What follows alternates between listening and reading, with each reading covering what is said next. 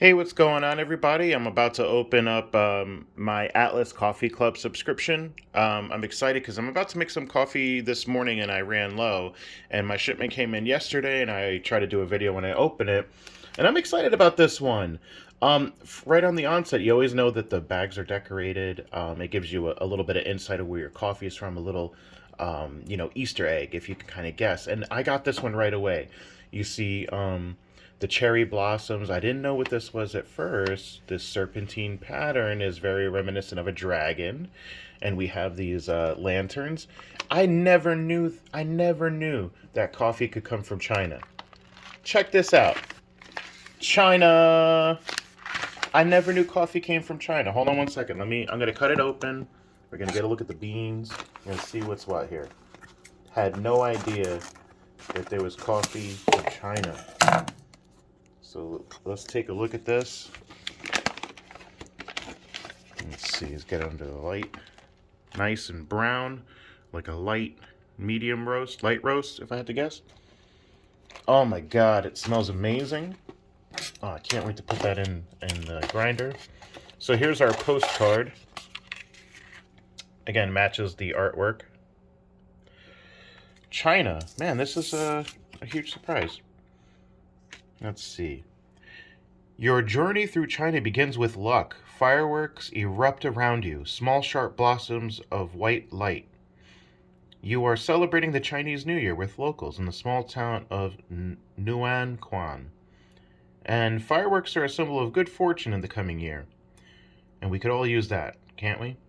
Now you can start your journey in earnest. You sample steaming soup dumplings on the technicolor streets of Shanghai and trace the Silk Road trading route from the tingling spices of Sichuan to the rolling dunes of the Gobi Desert, pausing at an oasis populated by hundreds of Buddhist temples carved into rocky cliffsides. From the bamboo raft on the Li River, you gaze head on at the karst mountains, fantastical pointed spikes erupting from vivid greenery. In Chengdu, you visit bamboo-munching giant pandas and dive deep to swim through the small rooms of an ancient underwater watchtower, a buried fragment of the Great Wall of China with 3,500 years of written history, a dizzying blend of antiquity and cutting-edge development. Megadiversity in both landscape and people. In China, this is only the beginning.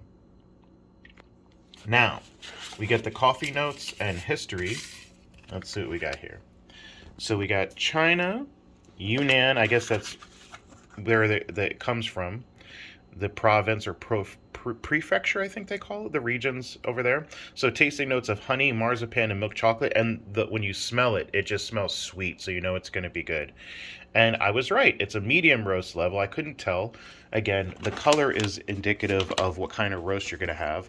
If it was really dark and really, really shiny, that would be an espresso roast. If it was lighter than this, obviously it's a light roast, but we're right smack dab. Couldn't be more middle if you tried. So let's get a little dive into China's coffee history. Before the late 1800s, coffee did not even exist in China until French missionary Tai de Nang planted the first coffee tree in Yunnan for himself. Selfish guy. Production languished for decades, then leaf rust skunked the industry in the 1970s. A joint national program, oh, shrunk, not skunk. But when things go bad, they also are known to be called it got skunked, like a beer. It got skunky. Sorry. The leaf rust shrunk the industry in the 1970s. A joint national program with help from Nestle in 1988 introduced modern production with rust-resistant varietals, renewing lost growing areas and later doubling that by the end of 1998. In 2020, China produced 1.3% of the world's Arabica, and today, local production has grown with special consideration on quality standards and farming experimenting with natural processing methods. It's from the Yunnan region, fully washed process in 1,500 meters of altitude. Coffee notes in its U.S. debut. Oh wow, we're one of the first people to try this. This is awesome. In its first U.S. debut, discover the exquisite coffee that hails from the bedrock of tea culture.